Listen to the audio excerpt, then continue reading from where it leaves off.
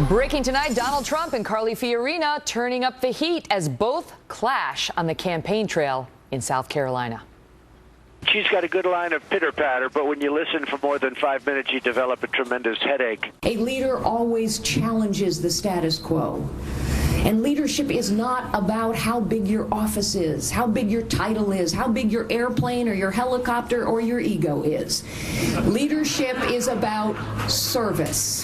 Now, Carly is out there fighting like hell to raise money. No, she's trying to raise money. I don't know. She doesn't want to spend her own money. And her business career was a disaster. And nobody wants to say it. They say you can't say that because it's sexist. Joining me now, National Review editor and Fox News contributor Rich Lowry and the Blaze radio host Chris Salcedo. Great to see you both. Hi, Megan. So let's start with that. People say it's sexist to say her business career was a disaster. Has anybody said that? Has anybody said that? No one disputes that. And look, Trump obviously attacks everyone, but she's become a much bigger target. And I think part of what's going on here is that last debate. Let's be honest. Carly cut his balls off with the precision of a surgeon, and he knows it.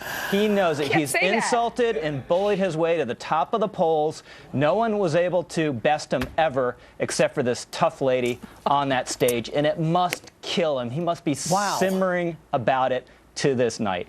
Rich, I mean, first off, you need to come out of your shell, buddy, and you don't really tell everyone what you really think. Well, first off, you know, look, they both went at each other. Both have very good business acumen. Both have pretty good track records in the business world. And both have appeal because they're not part of the problem. You know, what struck me the most is this political atmosphere. The latest guy to drop out of the race, of course, was Scott Walker, whom I love. I love Scott Walker. But what was his message? Hey, we all need to unite to take out Donald Trump. And I think a lot of the country is saying, hey, Republicans, why don't you try concentrating on that other party that's been destroying the country for the last 7 years? You know, the Democrats, instead of piling on Trump, for crying out loud. And that's been the feedback that Trump has received, too. Focus on the Dems instead of the Republicans, Rich. Well, that's pretty much all Trump does, more or less, is attack the other candidates. And it's been interpreted as strength and toughness. I think it's becoming more and more clear that he's just really thin-skinned is part of this. And if I were Carly, the advice I would give her, laugh it off, shrug it off, take it very lightly, and stick to your business, getting your message Chris, out there. What did you make? Let me ask you, though. What did you make? Because, you know, Trump comes out and sort of sets up a straw man that people say he's a sexist because he says Carly had difficulties in her business career. That's not true. People said he was sexist because he made fun of her face. And even remarks like the ones we just played, you listen to her pitter-patter for more than 5 minutes, and she gives you a headache. Those are known as sort of code words for this woman drives me nuts because of, you know, we've heard these things before.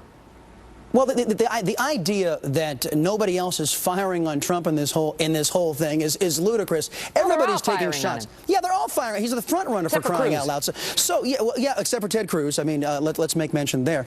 But I mean, the fact that everybody is just behaving civilly and Donald Trump is the only one out there giving cannon fire is not true.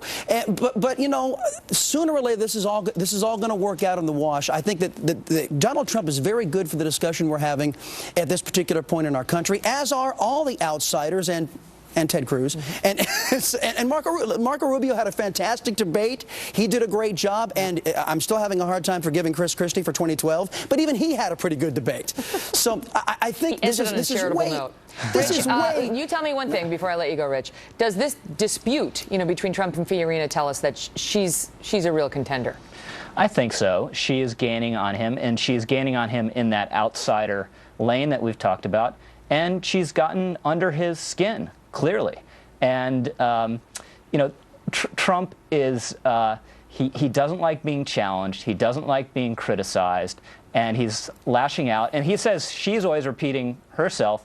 he repeats himself constantly. No, it's just he do. never really says anything and is much less coherent than she is. They all do. That's their challenge, is to make their shtick sound, you know, like they just came up with it on the campaign. Guys, this could actually be a competitive race on the GOP side. That's could also what we're looking at here. Well, listen, it's looking good for Trump, Fiorina, and Carson, because 65% of the Republican voters, I think it was in the Fox News poll, say we want an outsider. I think there you go. I'm not sure if that's a number, but it was very, very high. I'll get back to you. Great to see you both. Thanks, guys.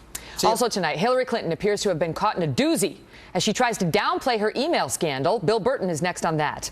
Plus, our